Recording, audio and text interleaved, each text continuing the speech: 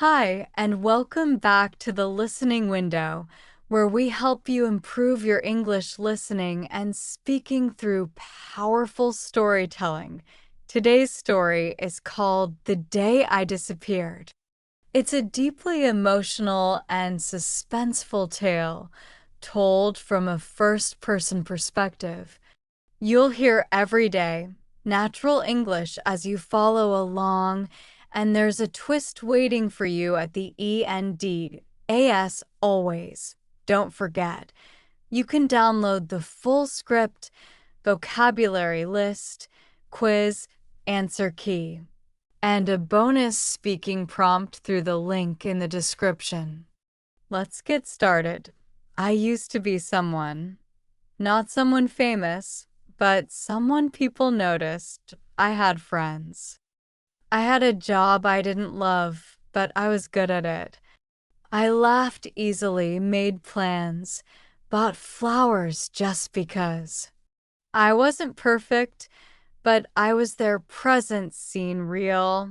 Then one day, I disappeared. IT didn't happen all at once. It was slow, quiet. Like falling asleep on a train and waking up in a town where no one knows your name. IT started when my boyfriend, Daniel, said I was acting different. You okay, Sarah? He asked one evening. You've been quiet lately, distant. I smiled. I'm fine, just tired. It wasn't a lie. I was tired, but it wasn't the kind of tired that goes away with sleep. It was something deeper. AT work. People stopped inviting me to lunch. My team forgot to copy me on emails. Even my boss called me by the wrong name, Sandra, not Sarah. I corrected him once, twice, but then I stopped. Maybe it didn't matter. One morning, I walked into the office and my badge didn't work. I stood there, swiping again and again. The security guard looked confused. Are you new here? He asked. I laughed. No, I've been here 3 years. He checked his list. My name wasn't on it. I called my manager. No answer. I called HR. They said they had no record of me. I stood there, in the middle of the lobby, with people rushing past me, no one stopping, no one recognizing me. I felt like I was fading. I went home early. Daniel wasn't there. He usually worked late, but that day I needed him.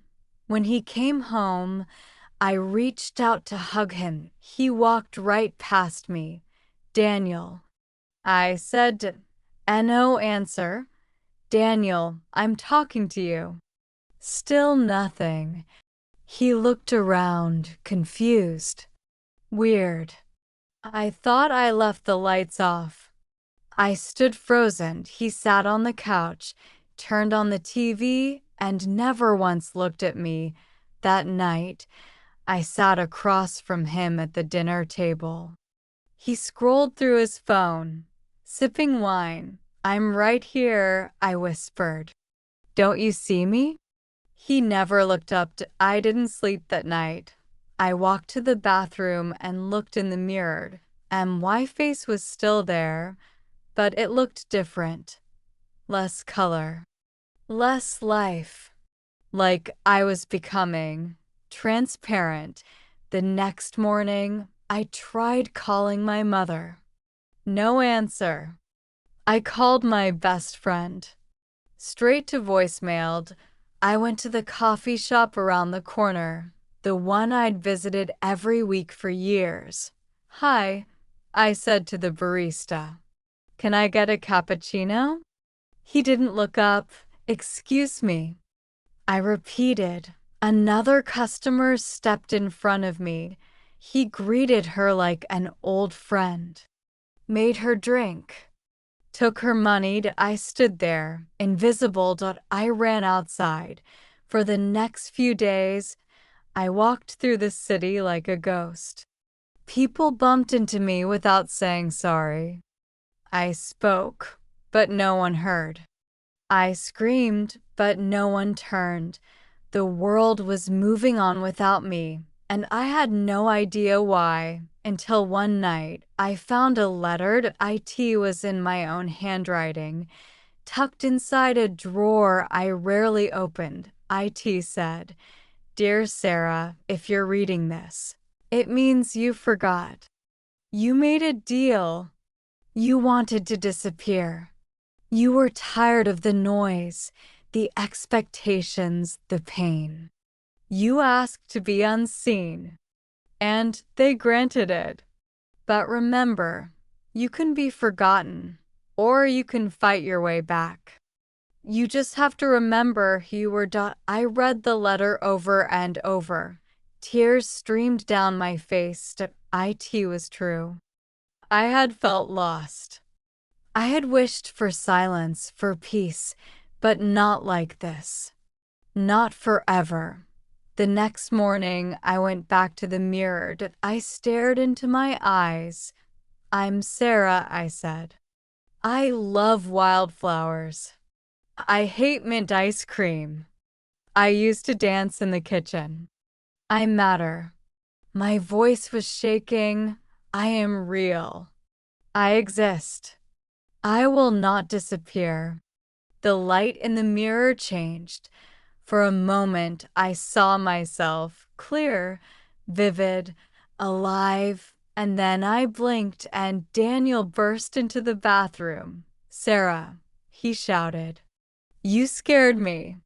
I've been calling your name for 10 minutes. I stared at him, heart pounding. "You can see me?" He frowned. "Of course I can. Are you okay?" I smiled. For the first time in days, I felt solid, seen. I had fought my way back. But I still wonder, if I ever forget myself again, will I disappear all over? Thank you for listening to The Day I Disappeared on the Listening Window. If you enjoyed this emotional and mysterious journey and want to improve your English further, don't forget to download the complete learning pack from the link in the description. It includes the full script, vocabulary, quiz, and a bonus writing prompt.